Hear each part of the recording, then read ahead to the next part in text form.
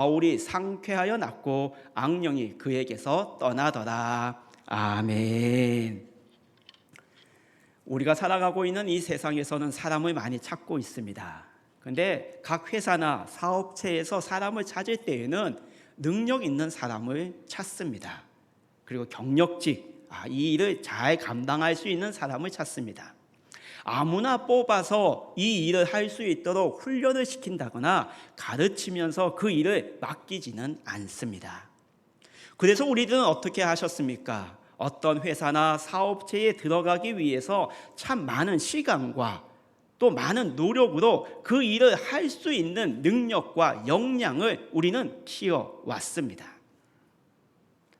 세상은 이렇게 사람을 뽑는다고 한다면 하나님의 방법은 어떤 방법일까요?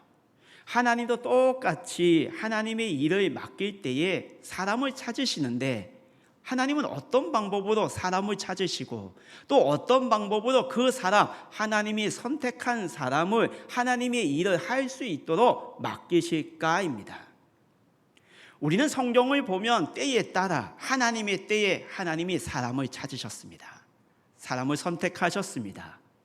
그리고 하나님이 선택하신 이 사람을 통해서 하나님께서는 그의 여정을 통해 한 번도 아닙니다. 그의 삶을 통해 하나님이 하시고자 하시는 일을 끝까지 말씀해 주십니다.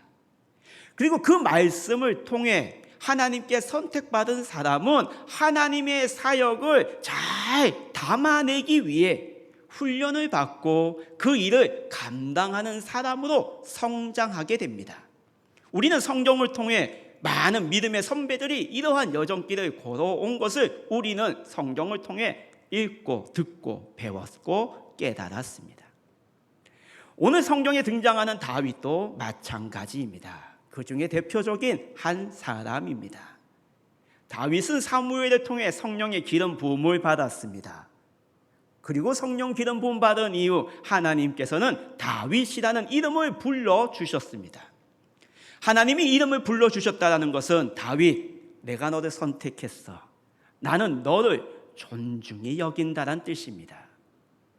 그 결과 하나님께 기름 부음 받은 이 다윗의 결과는 어떤 결과로 성경에 기록되어 있습니까? 여호와의 영이 그와 함께 하더라. 여호와의 영에 크게 감동되었다라고 성경 13절에 기록되어 있습니다.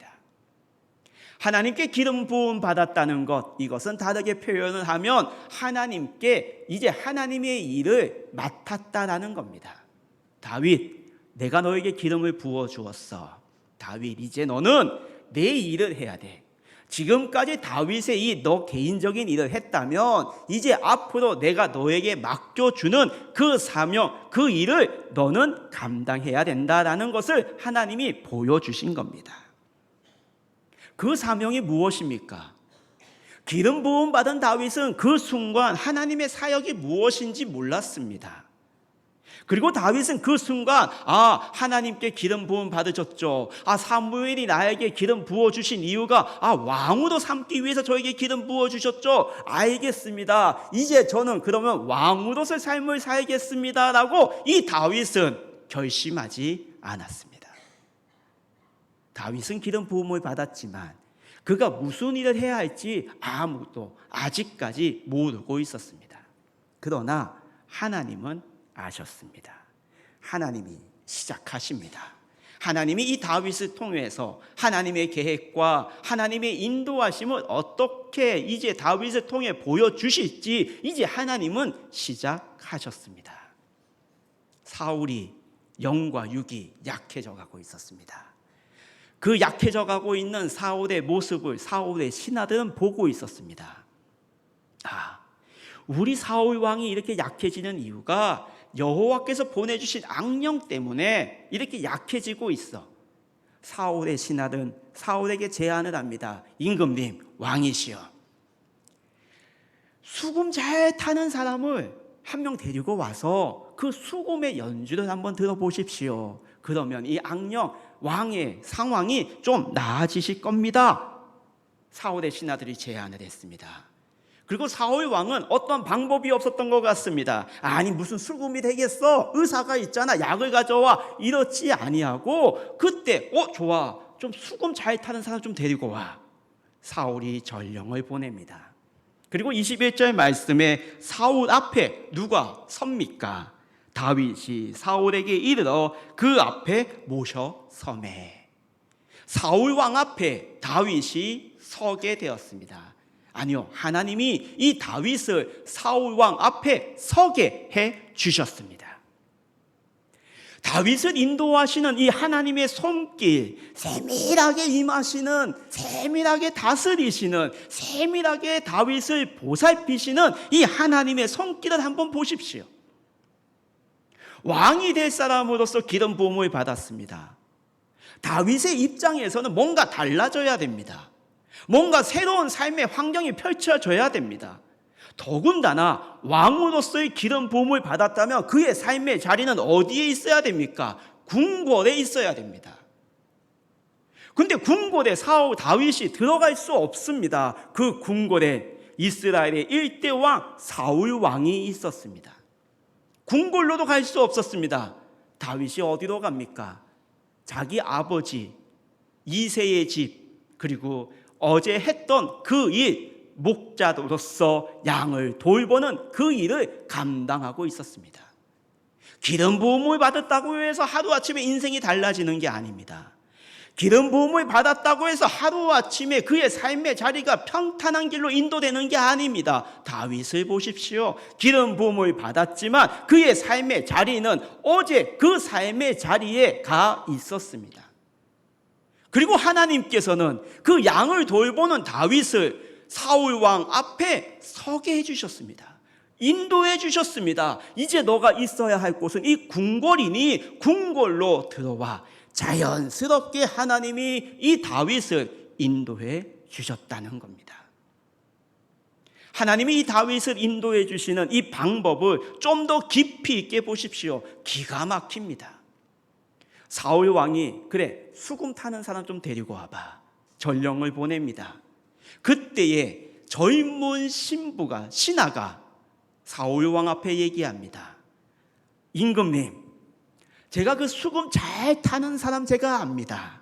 그가 무엇이라고 얘기합니까? 18절 말씀을 보시면 이르되 내가 베들레헴 사람 이새의 아들을 본즉이라고 시작을 합니다. 임금님, 왕이시여, 수금 잘 타는 사람 제가 보았습니다. 누구였냐고요? 이새의 아들을 제가 보았습니다 였습니다. 이 신하의 말, 이 말씀을 읽는 우리 성도님들, 어떤 말씀이 떠오르십니까? 이 말씀 도대체 누가 한 말씀일까요? 16장 1절 말씀을 보십시오. 하나님이 사무엘에게 하시는 말씀입니다. 내가 그의 아들 중에서 한 왕을 보았느니라. 하나님이 이새의 아들을 보았습니다. 하나님이 사무엘에게 하신 그 말씀을 지금 누구를 통해서 다시 한번 말씀해 주고 계십니까? 사울의 신하를 통해 다시 한번 하나님의 말씀과 하나님의 계획하심을 보여주고 있고 듣게 해주고 있습니다. 이제 그 궁궐에서 듣게 해주신다는 겁니다. 하나님이 본 사람을 누가 보았습니까? 사울의 신하도 보았습니다. 하나님이 말씀하신 그 말씀이 누구의 입을 통해 지금 선포되고 있습니까? 사울의 신하의 입을 통해 선포되고 있습니다. 여기서 멈추지 않습니다. 사울의 신하는 사울 왕 앞에 더 자세하게 그 이새의 아들에 대해서 이야기합니다. 그는 수금을 잘 탑니다. 그는 무용이 있습니다. 무용은 무기와 용기가 있는 사람입니다. 그는 구변을 잘합니다. 말을 잘하는 사람이라는 겁니다. 말을 논리적으로 할 수 있는 사람입니다라는 겁니다. 그리고 그는 외모가 준수한 사람입니다. 외모로 부족함이 없는 번듯한 사람입니다라는 겁니다. 근데 이 외모가 준수한 사람을 다른 말로 누구에게 호칭을 하냐면 영웅에게 하는 말입니다. 뭔가 전쟁에서 큰 승리를 거둔 우리의 영웅이야, 참 외모가 준수해, 이렇게 표현하는 단어입니다. 근데 이러한 이야기를 사울의 신하의 입을 통해 그 사울 왕 앞에서 선포되어 있고 이야기가 전해지고 있다라는 겁니다. 보십시오. 하나님께서는 사울의 신하의 입을 통해 이 다윗이, 하나님께 선택받은 이 다윗이 앞으로 그의 삶의 여정이 어떻게 걸어가야 되는지를 보여주고 있는 말씀입니다. 수금을 탈 때 사울이 상쾌해집니다. 수금을 탈 때 사울 왕에 임했던 악령이 떠나갑니다. 수금을 잘 탑니다. 무용이 있는 다윗입니다. 무기와 용기가 있었습니다. 어떻게 표현이 되었습니까? 골리앗을 때려잡았습니다. 골리앗만 때려잡은 게 아니라 블레셋 사람들과의 전쟁에서 늘 승리를 거두었습니다. 구변, 말 잘하는 사람, 어떻게 말을 잘했습니까? 사울 왕 앞에서 그는 당당하게 하나님의 이름을 이야기하며 외쳤습니다.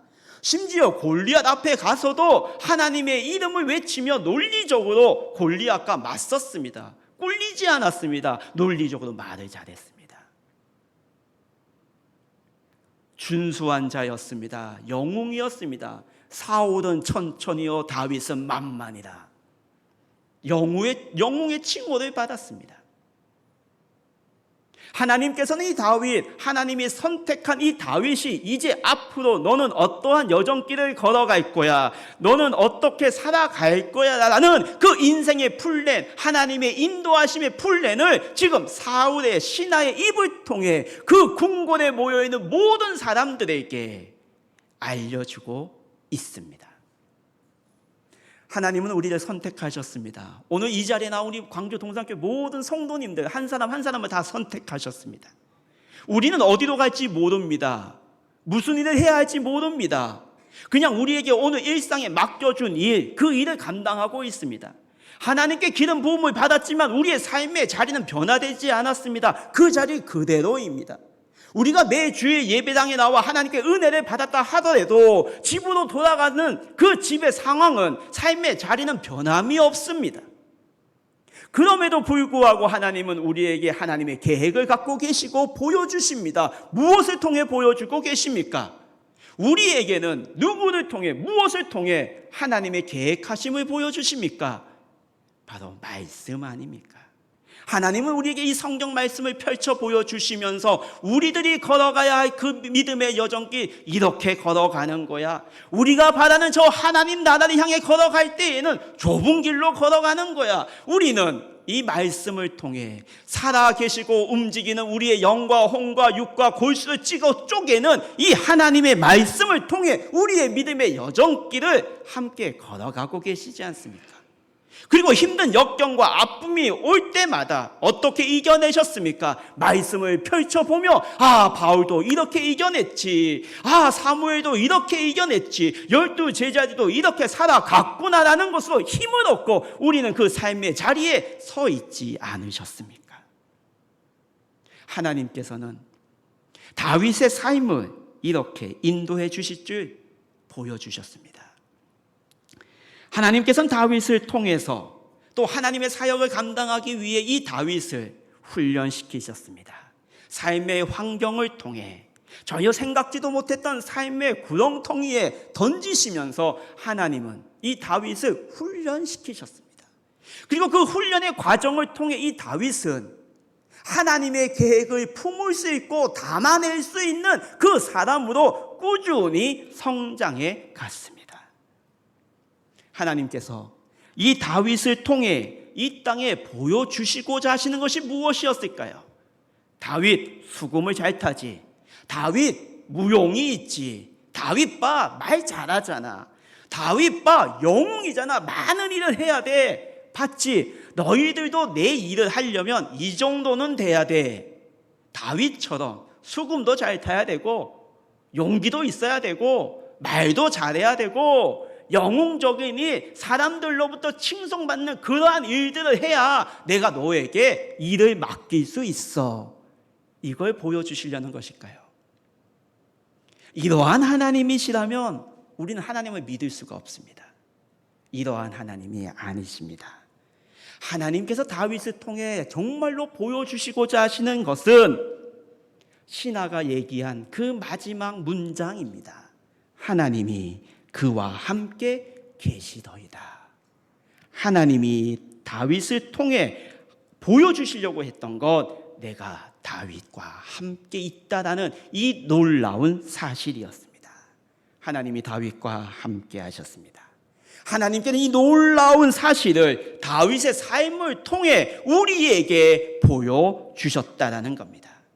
하나님이 함께 하셨기에 이 다윗은 아무도 인정해주지 않은, 아버지도 인정해주지 않고 형들도 인정해주지 않은, 그 이름도 불리지 않은 그 무명으로서, 막내로서, 그럼에도 불구하고 이 다윗은 양을 돌보았습니다. 하나님이 함께 하시기에 그 함께 하심으로 이 다윗은 수금을 잘 연주했습니다. 하나님이 함께 하셨기 때문에 이 다윗은 무용으로서 용기를 내었습니다. 하나님이 함께 하셨기에 구변 잘하는 다윗이 되었습니다. 하나님이 나와 함께 하십니다. 이 놀라운 사실이 우리의 힘이 될 줄 믿습니다. 다윗의 여정길을 보십시오.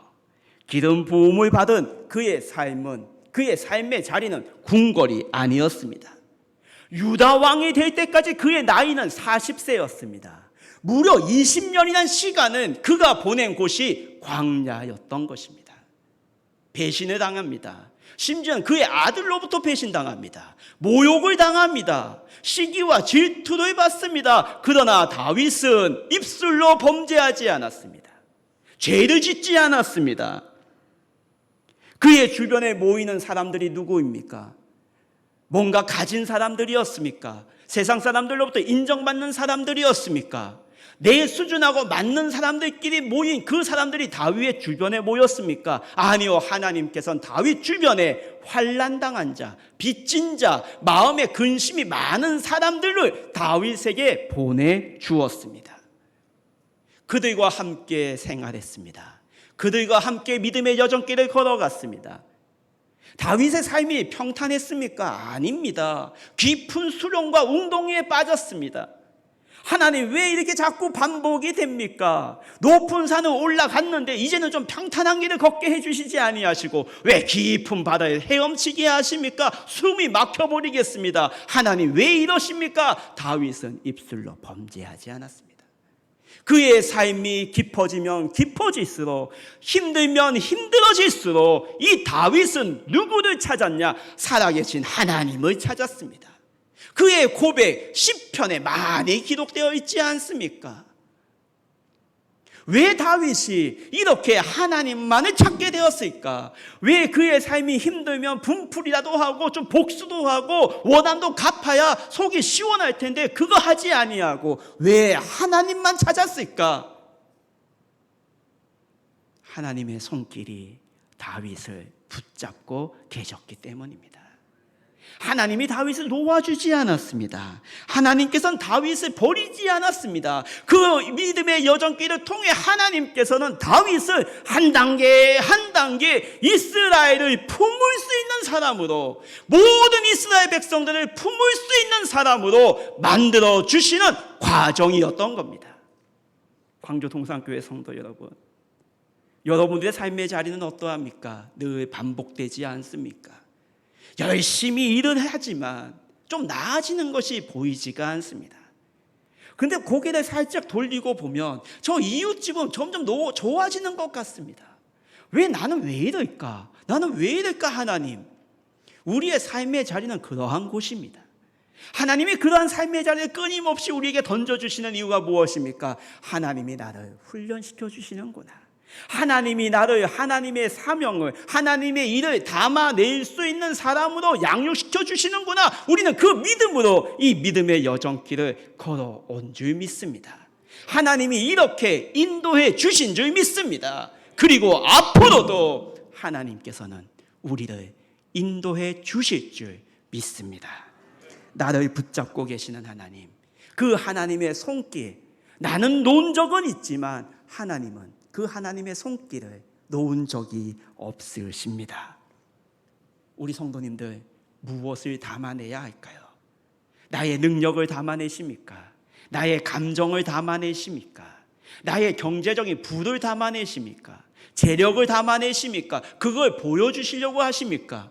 우리가 담아내야 하는 건 하나님이 나와 함께 하신다는 겁니다. 내가 어디에 있든지, 내가 무엇을 하든지, 내가 어떠한 길을 걸어가고 있든지, 평탄한 길인지 자갈밭인지 비포장 도로인지 환난과 공경에 빠져 있든지 그 순간 우리가 담아내야 할 것은 하나님이 나와 함께 하신다는 사실입니다. 하나님이 나와 함께 하심으로, 수금으로, 하나님이 나와 함께 하심으로, 무용으로, 하나님이 나와 함께 하심으로, 구변으로 이 모든 삶의 여러 모양과 모습들을 담아내는 우리 광주동산교회 모든 성도님들이 다 같이 됩시다. 다윗이 이렇게 하나님의 영에 임했습니다. 다윗이 하나님께 기름 부음을 받았습니다. 그런데 오늘 성경 본문 말씀 14절 시작에 사울이 이야기가 되는데 사울에게서 여호와의 영이 떠났다라고 말씀하십니다. 사울에게선 여호와의 영이 떠나고 그 여호와의 영이 다윗에게 임하였다라고 우리는 받아들입니다. 사울 어떠한 사람이었습니까? 우리는 사무엘상의 말씀을 읽으면 이 사울이 하나님의 무대에 등장하는 그 순간 우리는 기억하고 있습니다. 멋지게 등장하지 않습니까? 심지어 이 사울의 등장에 사무엘이 이야기합니다. 사무엘상 10장 24절 말씀에 사무엘이 그에게 이야기하는데 봐라, 하나님이 선택한 사람이다. 이만한 사람 이스라엘 백성들 가운데 없다라고 사무엘이 사울에 대해서 고백을 합니다. 이스라엘 백성들 앞에서 이만한 왕 없어, 장신이잖아. 그리고 그의 성격은 굉장히 겸손했습니다. 사울이 왕으로 임명을 받았을 때, 기름 부음 받았을 때 제일 먼저 한 사건이 무엇입니까? 길르앗 야베스에서 암몬을 무찔렀습니다. 그것도 사울이 앞장섰습니다. 야, 암몬하고 싸우자, 나가자.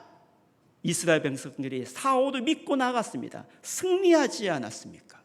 이겼습니다. 이스라엘 백성들은 야, 역시 사울이 우리의 왕이다 찬양하기 시작했습니다.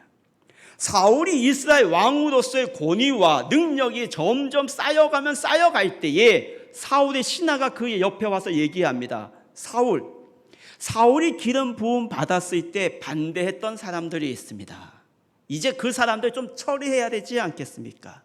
그러한 신하의 제안에 사울 왕은 일절 유혹에 넘어가지 아니하고 그들을 오히려 관용과 은혜로 품어주었던 사람입니다. 부족함이 없는 왕이었습니다. 그런데 하나님께서는 이 사울을 통해 내가 후회한다라고 말씀하십니다. 내가 이 사울을 선택한 것을 후회한다. 어떠한 사건이 있었습니까? 우리가 알고 있듯이 사울은 불순종했다라고 우리는 알고 있습니다.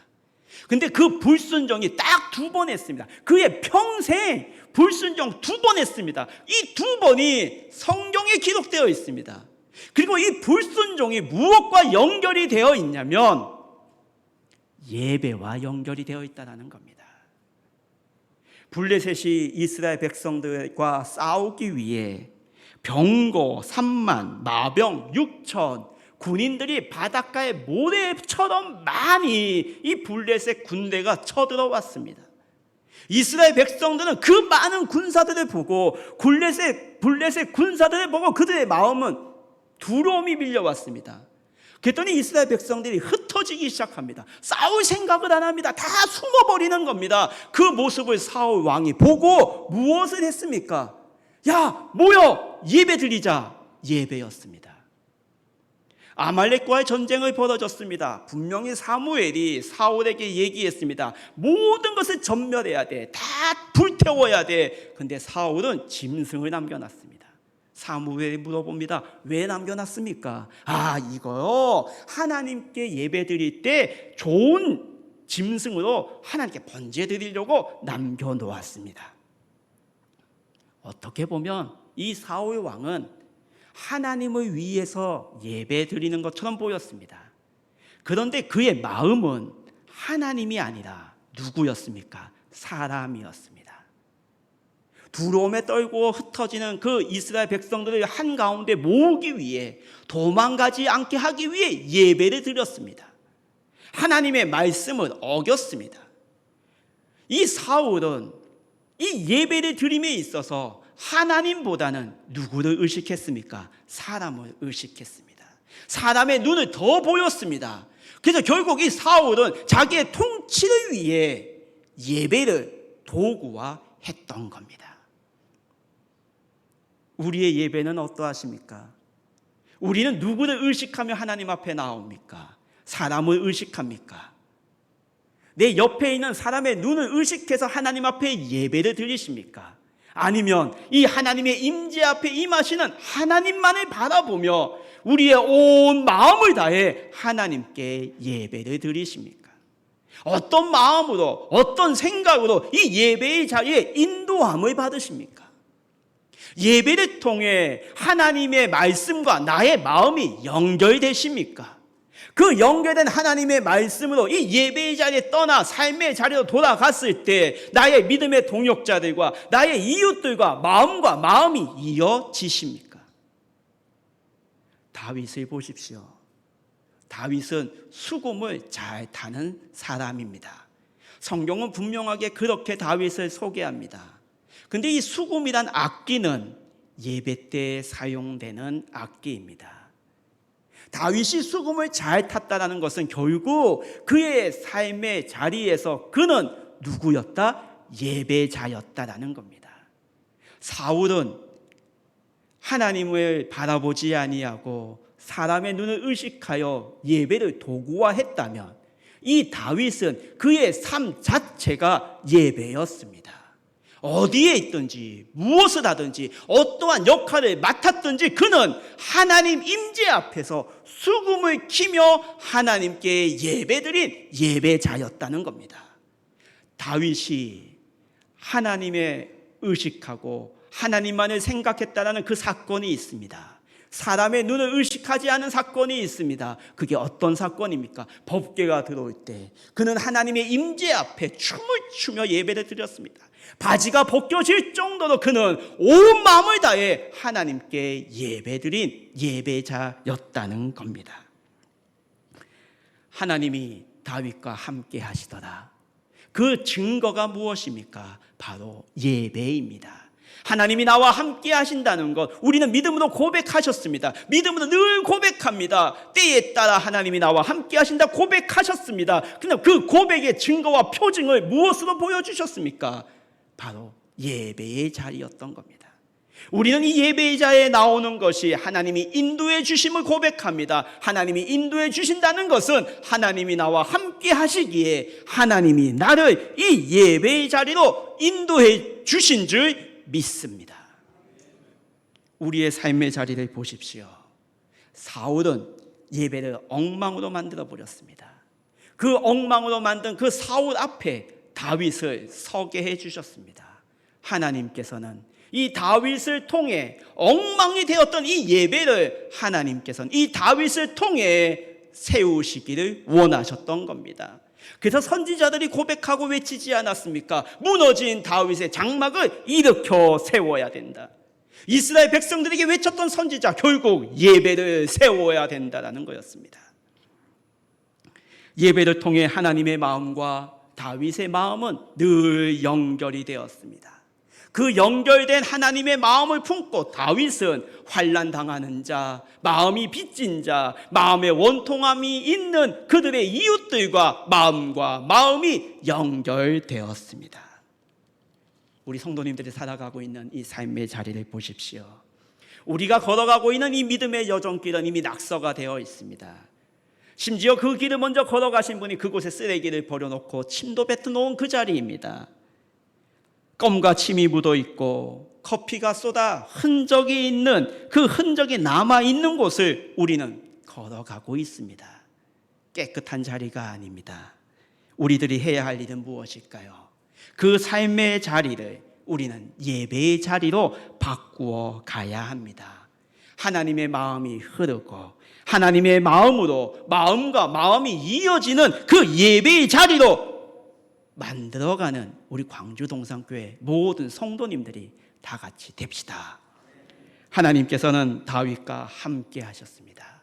다윗의 믿음의 여정길을 보면 하나님이 함께 하심을 우리에게 보여주셨습니다.